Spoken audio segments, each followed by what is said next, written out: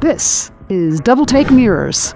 Maybe you've heard of them before. These are supposed to be the bee's knees when it comes to motorcycle mirrors, especially if you ride adventure motorcycles, dual sports, or any kind of other motorcycle that goes off-road. I am riding this local style bike here in Africa, but as you can see, there's definitely plenty of off-road riding available here, even with this bike. Word on the street is that these mirrors are durable and rugged. The first thing I'm going to do is show you how to install them. After that, I'm going to show you what do I think about these mirrors after using them for over 5 months in Africa. And also, would I even recommend it for the price? So now we're going to go back in time and see my past self to show you the install process. If you want to skip the install process and just see my opinion, just skip to this timestamp right here. So let's take the trip back, and we won't even need to get up to 88 miles per hour or use 1.21 gigawatts of energy. 1.21 gigawatts! 1.21 gigawatts! Let's just do this. Hey! So I have a confession to make. I break mirrors. At least a couple, or 2 or 3 or so. I've broken the mirrors on this bike right here. Oh yeah, and when I rode this bike too, I broke a mirror on it. Now going back to this mirror right here, this is yet the 3rd bike that I have cracked the mirror. So yeah, I think I've cracked mirrors at least 3 or 4 times potentially. Stop it. Get some help. And so finally, I bought these double take mirrors. They come from the US. I read a lot about these, and I'm going to see if this is going to help my mirror breaking habit. First of all, you're going to fall more just doing a lot more off-road riding, and I'm a little bit adventurous. Plus, I'm short. I can't flat foot my bike, so yeah, I tend to fall. Oh! Let's see what's inside. So this is what you get in the package. The right and left mirrors, 2 mounting arms, 2 small bags of parts, including a ball mount, crush washer, an adapter, and 5 bolts. Here are the 5 bolts. You have all of these that you see on screen. All of them are going to be a 10 millimeter width. Most of them are going to have a 1.25 millimeter thread. Some are going to be 35 millimeter, and the length of others are going to be 55 millimeter. The bolts also come either right-handed, that is turning clockwise to tighten, or left-handed, which is counterclockwise to tighten. Usually on a lot of your Japanese style bikes, the brake side is going to be a left-handed thread and the clutch side is going to be a right-handed thread. I know it's opposite. The right side tends to be left-handed thread and the left side tends to be right-handed thread. They do the opposite threads so that the vibration or wind will cause the mirror to tighten more, not to loosen more. Some bikes, such as BMW and certain other European brands, may use 1.5 millimeter thread with both sides being right-handed. The first thing to do is to remove your mirrors. As you remove them, you can get an idea whether you need a left hand or right hand threaded bolt.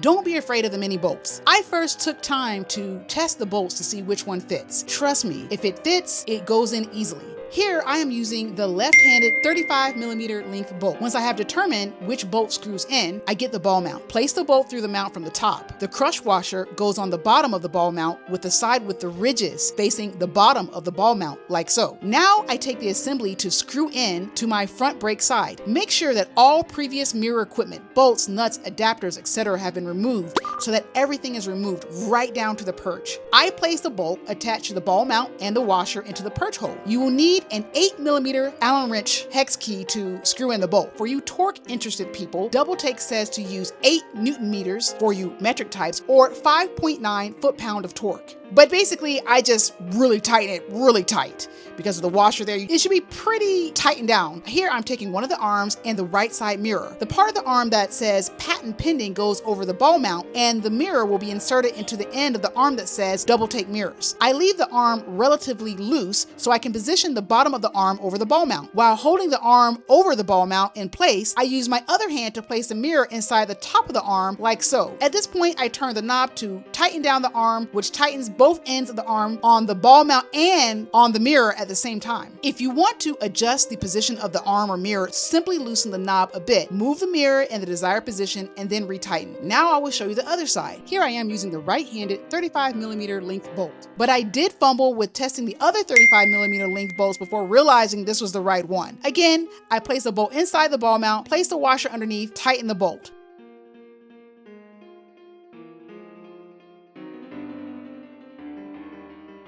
I place the arm on top of the ball mount. Again, I use my other hand to place the mirror in the top of the arm. Now everything is ready to be tightened and moved into position as you need. Here is the new setup. Now that you know how to install the mirrors, let's get back to the current day so I can share with you what I think about them more than 5 months later.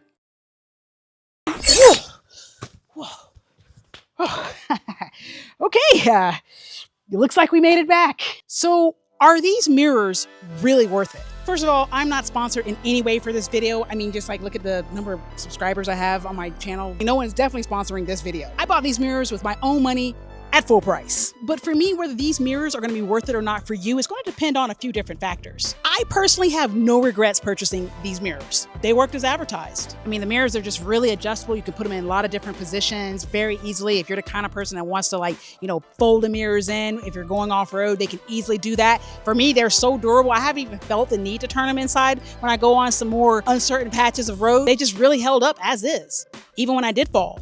Regarding vibration, I haven't really noticed anything heavy at speed, and for myself personally, that's really unusual, and that seems to track with what a lot of other reviews that I've read from other users. If you're wondering, I have not broken one mirror since I installed these double take mirrors, though I've had several tip overs and different types of crashes that I've gone through. I'm an American who learned how to ride motorcycles here in Africa as a vertically condensed female. Let's just say I have had plenty of learning opportunities. These double take mirrors have really held up, and there are plenty of interesting stories behind these quote-unquote incidents that I plan to share in future videos. If you appreciate this type of content, would you do me a favor? Would you like this video and subscribe to my channel? It would mean the world to me and help my micro channel grow so it can reach more people. Thank you.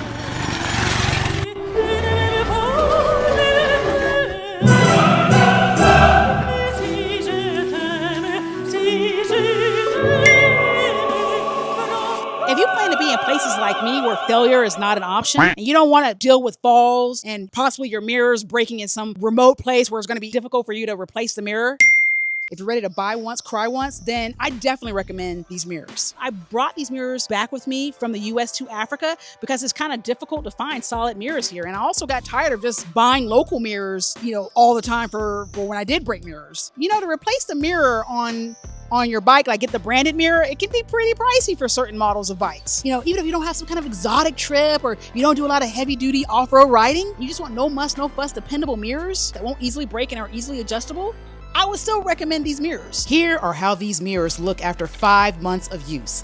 Yes, they are dirty, but y'all, these mirrors have been seriously beat down by yours truly. They're not pristine, but the mirrors are also not cracked, and overall these mirrors are still in pretty decent condition and have a lot more life left in them. Now, if you're budget conscious and you only off-road occasionally and you have the time and the availability to experiment with some of the cheaper knockoff options that you can find on Amazon, I would say that would definitely be another viable option instead of buying these mirrors. I have watched other YouTubers talk about various knockoff versions that are significantly cheaper on Amazon. Double take mirrors cost anywhere from $145 to $155, but they do have a lifetime guarantee supposedly. Some people say that the knockoffs work just fine for them. Amazon knockoffs can be a third or less of the price. Your mileage may vary, and reviews can be all over the place, though the reviews of many of these knockoffs or dupes are above 4 stars. We all know, though, that review inflation is rampant online. This is basically going to be something you're going to have to try and see for yourself. And you're going to have to see if you're satisfied, if it works for you or not. But the effort could save you some money. So that's why I just throw that option out there. That could work for certain other people in certain situations. I mean, is it going to be exactly the same as double take? I mean, I haven't used them to find out, but a lot of people really rave about these mirrors, and I have to agree. They really are amazing mirrors. I bought these mirrors because I had a particular pain point, and these double take mirrors have solved my problem. I mean, that's why I'm so satisfied. I mean, they're definitely not the cheapest. I still believe they're among some of the best motorcycle mirrors you can get for like adventure riding, dual sport riding. I mean, even on-road, off-road, I mean, I mentioned adventure and dual sports because, you know, a lot of times mirrors, bikes tend to fall more on off-road, but these can handle on-road falls as well. And I'm proof of that. So I just recommend these mirrors, the ease of install, durability, adjustability. I mean, they're awesome. They're really amazing. All right, that's all for me for this video. If you have any questions or comments, please feel free to place your comments below. I would love to answer any questions that you have about the mirrors or even about my life here riding around here in Africa as an American who learned how to ride abroad. Until next time, ride free and keep the rubber side down.